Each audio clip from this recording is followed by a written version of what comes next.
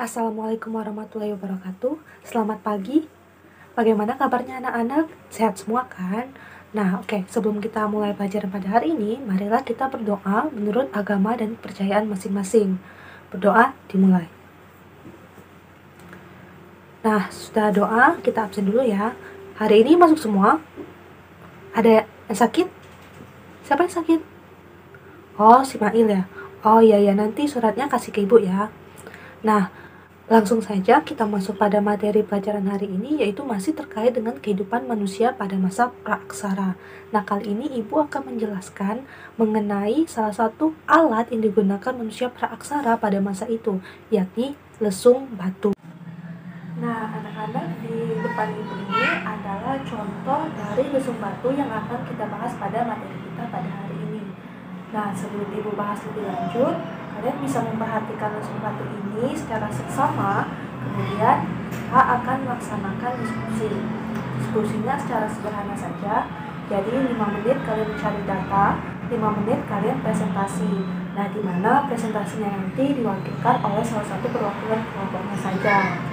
Nah, yang kalian cari di dalam diskusi kalian ini adalah fungsi dan tipe-tipe dari lesung batu di situs Pajar Bulan dan Pulau Panggung. Baik, diskusinya telah selesai dan telah berjalan dengan baik, presentasinya juga sudah sangat baik. Namun ibu akan menjelaskan lagi mengenai materi kita pada hari ini, yakni lesung batu, terutama di situs Pajar Bulan. Nah, Pajar Bulan itu di mana sih, Bu?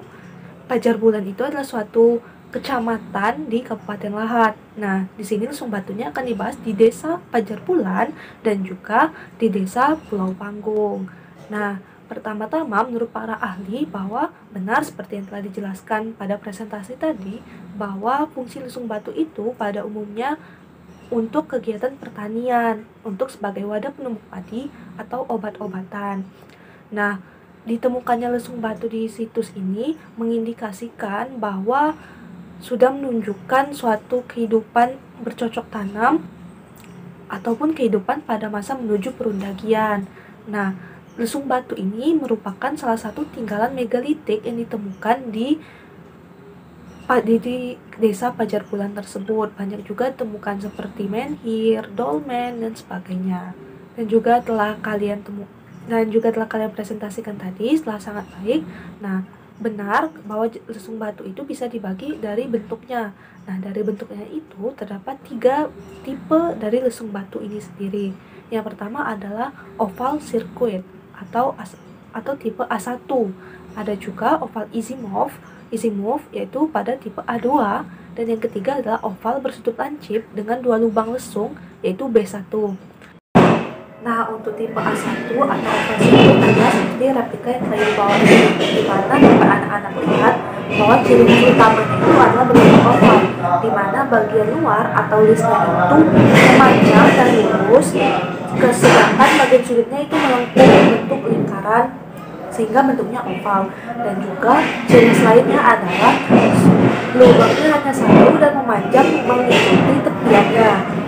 Nah, lubangnya ini pun lebih sempit atau kecil dibandingkan dengan tipe A2. Untuk ukurannya itu sendiri, rata-rata panjangnya sekitar 80 cm dengan rata-rata lebarnya sekitar 23 cm.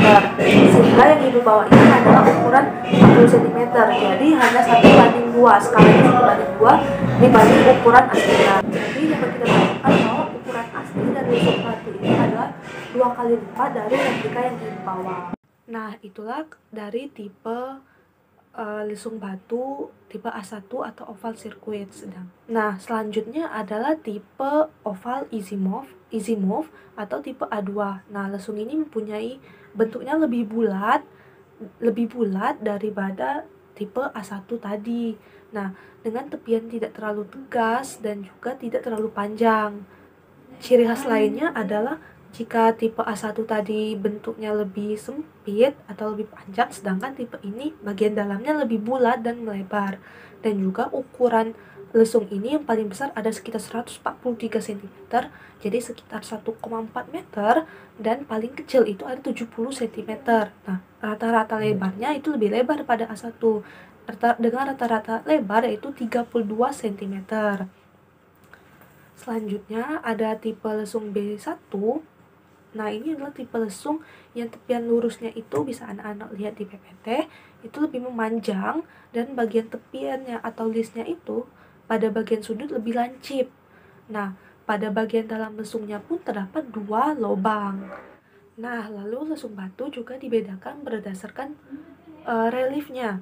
Nah, dari reliefnya pun terdapat 2 jenis, itu ada tipe fauna dan juga tipe anthropomorphis. Nah, bisa dilihat dari fotonya. Nah, dalam tipe fauna ini bisa kita lihat di foto tersebut bahwa lesung batu ini memiliki relief katak. Nah, sedangkan yang ibu bawa tadi adalah tipe polos. Jadi yang ibu bawa ini adalah tipe lesung batu yang tidak memiliki relief.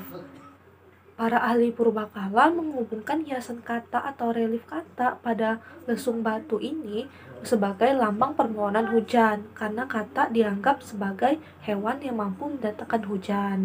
Dan juga, namun juga ditemukan pada relief lainnya seperti bentuk kambing.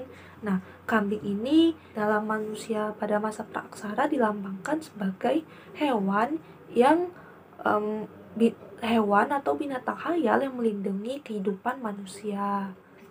Lalu yang kedua itu ada tipe anthropomorphis. Nah, anthropomorphis ini maksudnya adalah menunjukkan sifat-sifat manusia. Dari gambar bisa anak-anak lihat bahwa ada seperti bentuk manusia yang memeluk lesung tersebut. Nah, menurut kepercayaan manusia praaksara, anthropomorphik ini merupakan representasi dari nenek moyang mereka yang memiliki peran penting dalam kehidupan mereka. Relief ini bisa anak-anak lihat di foto bahwa relief ini membentuk suatu kepala, ada juga tangan dan kaki yang terdapat pada bagian samping ataupun di bawah lesung tersebut. Nah, ini adalah persebaran lesung batunya di situs Pulau Panggung dan Pajar Bulan.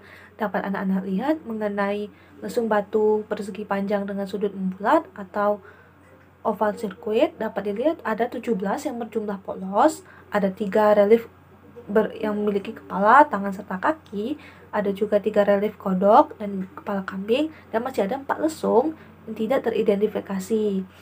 Nah, dan juga mengenai lesung batu mempunyai 2 lubang atau tipe B1 tadi dengan relief kodok dan manusia berjumlah 1. Nah, sedangkan di situs Pajar Bulan ada lesung batu dengan sudut membulat atau oval azimuth terdapat 4 lesung batu polos, dan juga situs Pajar Bulan juga masih ada 5 lesung batu yang belum teridentifikasi. Baiklah, dari materi kita pada hari ini kita dapat menyimpulkan bahwa masyarakat pada masa praaksara sebenarnya sudah mampu memenuhi kebutuhan pangannya tersendiri dan juga sudah arif dalam memilih lokasi kehidupannya, di mana pada tempat temukannya lesung batu ini sebenarnya sudah berada di kebun-kebun warga pada masa sekarang dan juga sudah sangat dekat dengan sumber air yaitu sungai. Nah, sehingga manusia praaksara pada masa itu sudah mampu memenuhi kebutuhan pangannya sendiri. Dan juga di lesung batu ini juga kemungkinan mereka sudah mengenal namanya domestikasi hewan, di mana dengan salah satu relief dari lesung batu ditemukan adanya suatu relief kambing. Dan juga jika kita lihat dari volumenya, dapat kita lihat bahwa lesung batu ini sebenarnya berfungsi sebagai untuk menumbuk padi. Nah, namun pengertian wadah untuk menumbuk di sini menurut para ahli tidak harus selalu dikaitkan dengan kegiatan menumbuk. Pemanfaatannya bisa lebih luas untuk menunjang kebutuhan rumah tangga. Dan juga lesung batu di Kecamatan Pajar Bulan mempunyai ciri khasnya masing-masing seperti yang telah Ibu jelaskan tadi, baik itu dari bentuk maupun reliefnya.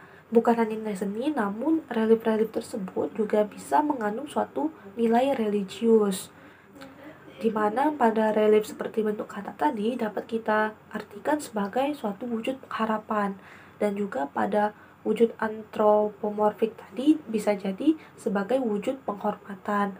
Nah, walaupun lesung ini tidak dimanfaatkan atau belum ditemukannya ada indikasi aktivitas sebagai alat pemujaan ataupun beribadah. Nah, jadi secara garis besar kita simpulkan bahwa lesung batu ini memiliki peran penting dalam pengolahan kebutuhan pangan masyarakat pada masa itu. Terlebih lagi bisa anak-anak lihat dari penyebarannya tersebut memiliki jumlah yang cukup banyak dan sampai sekarang pun masih ada beberapa yang belum teridentifikasi oleh para ahli. Nah, lesung batu ini pun juga dibutuhkan suatu penelitian lebih lanjut agar kita bisa lebih mempelajari artian dan maknanya yang lebih detail. Baik, itulah saja pembelajaran kita pada hari ini. Ibu akan memberikan tugas. Nah, tugasnya di sini, tugas kalian adalah tentu saja belajar di rumah, tetap jaga kesehatannya, dan juga minggu depan kita akan melaksanakan ujian tengah semester. Semangat belajar ya anak-anak. Baiklah, Ibu tutup. Wassalamualaikum warahmatullahi wabarakatuh. Selamat pagi.